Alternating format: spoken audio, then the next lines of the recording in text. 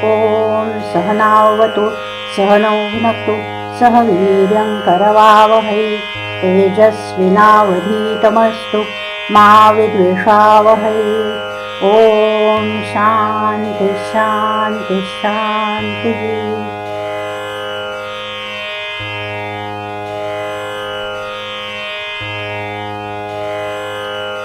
आयुर्वेद चिकित्सकों में एक संभ्रम दृढ़मूल हुआ है कि प्रत्येक व्याधि के संप्राप्ति में अग्निमांद्य तथा आहारज आम यह दो प्रधान अथवा व्याधिजनक घटक होते हैं। इस हेतु संदर्भ दिया जाता है रोगाः सर्वेपि मंदेग्न।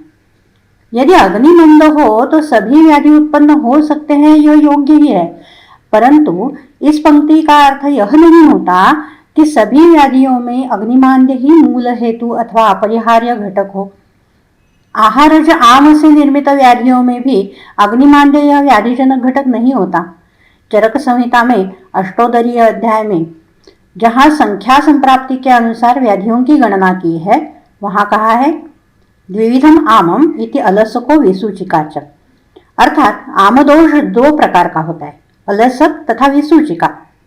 इस आम प्रदोष का वर्णन करने वाले त्रिविध कुक्षीय विमान में इनका हेतु अग्निमांद्य नहीं कहा है, अपितु अतिमात्रा आहार कहा है। संप्राप्ति बताई है यो हि मूर्तानाम आहार जातानाम सौहित्यम गत्वा द्रवैस्तृप्तिम अपद्यते भूयः। मूर्त अर्थात घन आहार से पेट भर जाने के पश्चात जो पुनः अतिमात्रा में द्रव आहार का सेवन करता है, उसके आमाशय में अतिमात्रा आहार के कारण दोषों को संचार के लिए जगह नहीं मिल पाती, अतः त्रिदोष प्रकोप होता है। वह प्रकोपित त्रिदोष उसी आहार में प्रविष्ट होते हुए एक ही समय सहसा ऊर्ध्व अधोमार्ग से उस अपक्व आमदोष रूप आहार को बाहर प्रवृत्त करते हैं। यह विसूचिका नामक आम प्रदोष है। जिस प्रकार अतिमात्रा आहार आम प्रदोष का कारण होता है, वैसे अन्य हेतु भी कहे हैं। गुरु रूक्ष शीत शुष्क द्विष्ट विष्टंभी विदाही अशुचि विरुद्ध आहार, अयोग्य काल में अन्नपान सेवन, काम क्रोध लोभ मोह ईर्षा लज्जा शोक मान उद्वेग भय, इन विकारों से मन ग्रस्त हो उस समय में आहार सेवन, दुख शय्या प्रजागर चिंता, इन हेतुओं से भी आम प्रदोष उत्पन्न होता है। आम प्रदोष जो अलसक व्याधि में अन्य हेतुओं के साथ अल्पाग्नि यह सहकारी अथवा सहायक हेतु है, अर्थात अग्निमांद्य यह आम प्रदोष का हेतु नहीं होता, अपितु अतिमात्रा आहार, गुरुवादि आहार, अयोग्य काल में आहार सेवन, मानस व्याधि यह हेतु होते हैं। इन हेतुओं से दोष ही प्रकोपित होते हैं तथा व्याधि उत्पन्न होते हैं। अलसक विसूचिका इन आम प्रदोष व्याधियों के अतिरिक्त वाग्भट संहिता में अजीर्ण वर्णित है, जो अन्नज आम के कारण उत्पन्न होता है। इसे ही चरक संहिता में ग्रहणी चिकित्सा अध्याय में अन्न विष कहा है। इनके अतिरिक्त उरुस्तंभ व्याधि में अन्नज आम यह व्याधिजनक घटक है। अन्नज आम के कारण दोष स्तब्ध होते हैं, उरुस्तंभ उत्पन्न होता है। अलसक विसूचिका अजीर्ण उरुस्तंभ इनके अतिरिक्त किसी भी व्याधि में अन्नज आम व्याधिजनक घटक नहीं है। आम प्रदोष व्याधियों में अग्निमांद्य प्रधान घटक नहीं होता, परंतु अन्य कुछ व्याधि हैं जिनमें अग्निमांद्य व्याधिजनक हेतु होता है। जैसे उदर व्याधि में कहा है मंदेग्नो मलिनैर्भुक्तैः अपाकात् दोष संचयः। अग्नि मंद हो तथा मलिन आहार सेवन किया जाता हो, इस दशा में पाक ना होने के कारण दोष संचय व्याधिजनक होता है। उदर के अन्य हेतु उदर उत्पन्न करते ही हैं, परंतु मंदाग्नि नाम विशेषतः विशेष रूप से जिनका अग्नि मंद हो उनमें उदर उत्पन्न होता है। दोषों से आहत होने के कारण अग्नि मंद तीक्ष्ण विषम हो जाता है। इन तीनों को चरक संहिता में ग्रहणी दोष कहा है। ग्रहणी गद उत्पन्न होने के लिए दुर्बल अग्नि यह हेतु है। शोधन विभ्रम, स्नेहन विभ्रम, व्याधिकर्षण, वेग विदाहरण, देश काल ऋतु आहार वैषम्य, ऐसे हेतुओं से अग्नि दुष्ट दुर्बल हो जाता है। अग्नि दौर्बल्य के कारण अजीर्ण होता है तथा अन्न विष उत्पन्न होता है। अन्न विष के कारण विविध व्याधि उत्पन्न होते हैं। यह विदग्ध अन्न यदि आम अथवा पक्व रूप में अधोमार्ग से प्रवृत्त हो तो उसे ग्रहणीगत कहा जाता है।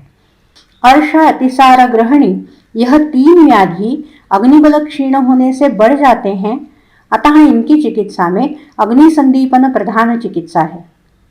इनके अतिरिक्त किसी भी व्याधि के संप्राप्ति में अग्निमांद्य व्याधिजनक घटक नहीं है। तो होता क्या है व्याधिजनक? सभी व्याधियों में दोष ही व्याधिजनक होते हैं। जैसे अष्टांग हृदय में कहा है, दोषा एव ही सर्वेषां रोगाणाम एक कारणम। एकम कारणम एक कारणम, यहाँ एक का अर्थ होता है केवल। दोष ही सभी व्याधियों का एकमेव हेतु होते हैं। प्रत्येक व्याधि के संप्राप्ति में हेतुओं से प्रथमतः दोषों की ही वृद्धि, संचिति, दुष्टि, प्रकोप हो जाता है। व्याधियों की संप्राप्ति के 3 अंश हैं। यथा दुष्टेन दोषेण अर्थात दोष दुष्टि, यथाचान विसर्पता अर्थात दोष विसर्पण, तथा निर्वृत्तिरामयस्य अर्थात व्याधि जन्म। किन हेतुओं से कौन से स्थान में किस स्वभाव से दोष विकृत हुए हैं, यह संप्राप्ति का प्रथम अंश है। यह आहार विहारज दोष दृष्टि प्रथमतः प्रायः आम स्वरूप ही होती है।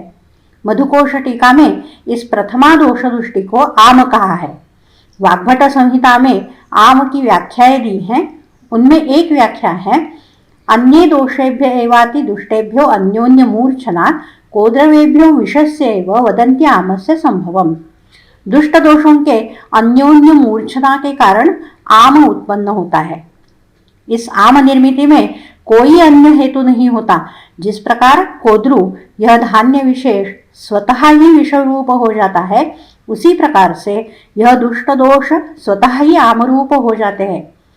सभी व्याधियों में यह दोषज आम ही व्याधिजनक होता है। अतः सभी व्याधियों में दोष पचन यह प्रथम चिकित्सा सूत्र होता है। व्याधियों में आम, पक्व, जीर्ण अवस्थाएं पक्व अपक्व दोषों से संबंधित होती है। आम दोषों के कारण संपूर्ण लक्षण व्याधि व्यक्त होता है। दोष पक्व हो जाने से व्याधियों के लक्षण सौम्य हो जाते हैं। वेग की तीव्रता नहीं रहती अथवा 2 वेगों के बीच का कालावधि बढ़ता है। विविध व्याधियों की संप्राप्तियां तथा चिकित्सा सूत्रों से यह स्पष्ट होता है। जिस प्रकार ज्वर संप्राप्ति में हेतुओं से प्रकोपित दोष अग्नि को कोष्ठ से निष्कासित करते हैं तथा अपने साथ शाखाओं में ले जाते हैं। तत्रस्थ ऊष्मा तथा अग्नि का ऊष्मा, इन दोनों के कारण संताप यह ज्वर का प्रतिनियत लक्षण उत्पन्न होता है। चरक संहिता में कहा है, विक्षिप्य आमाशयोष्माणम यस्मात् गत्वा रसंद्रणाम ज्वरं कुर्वन्ति दोषास्तु हीयते अग्निबलन्ततः यथा प्रज्वलितो वह्निः स्थाल्याम् ईंधनवानपि न पचत्योदनं सम्यक् अनिल प्रेरितो बहिः पक्तिस्थानात् तथा दोषैरुष्माक्षिप्तो बहिर्नृणां न पचत्यभ्यवृतं कृच्छात् पचति वालभु। दोष आमाशय से अग्नि को बाहर निकाल के रस के मार्ग से संपूर्ण देह में ले जाकर ज्वर उत्पन्न करते हैं। इस कारण अग्निबल क्षीण हो जाता है। चूल्हे में पर्याप्त ईंधन हो, अग्नि प्रज्वलित हो, तथापि यदि वायु के चलते अग्नि चूल्हे से बाहर प्रवृत्त होता हो तो चूल्हे पे रखे हुए बर्तन में चावल पकते नहीं है। इसी प्रकार से ज्वर में दोषों के कारण अग्नि आमाशय से बाहर जाता है, अग्नि कोष्ठ में नहीं होता, अतः खाए हुए अन्न का पचन नहीं हो सकता। अर्थात ज्वर की उत्पत्ति के पश्चात ज्वर के वेगावस्था में अन्न का पचन नहीं होता। अर्थात एक तो ज्वर में अग्नि मंद नहीं होता है और दूसरा ज्वर के उत्पत्ति से पहले आहारज आम नहीं होता है। ज्वर चिकित्सा में भी अन्न के पचन हेतु लंघन आदि उपक्रम नहीं बताए हैं। लंघनम स्वेदनम कालो यवाग्वस तिक्तको रसः पाचनानि अविपक्वानां दोषाणां तरुणे ज्वरे। तरुण अर्थात नवीन उत्पन्न ज्वर में लंघन, स्वेदन काल, यवागु, तिक्त रस यह अविपक्व आम दोषों का पचन करते हैं। दोषों का पचन पाक होने से स्वाभाविकतया दोष शाखाओं में से कोष्ठ के प्रति प्रवृत्त होते हैं। उनके साथ अग्नि भी कोष्ठ में आ जाता है तथा विज्वरत्व प्राप्त होता है। जैसे चरक संहिता में कहा है, लंघनेन क्षयन्नीते दोषे संधुक्षिते अनले विज्वरत्वंच लघुत्वंच क्षुच्चैवास्य उपजायते। दोषों का शोधन भी दोष पक्व होने के पश्चात ही करना होता है।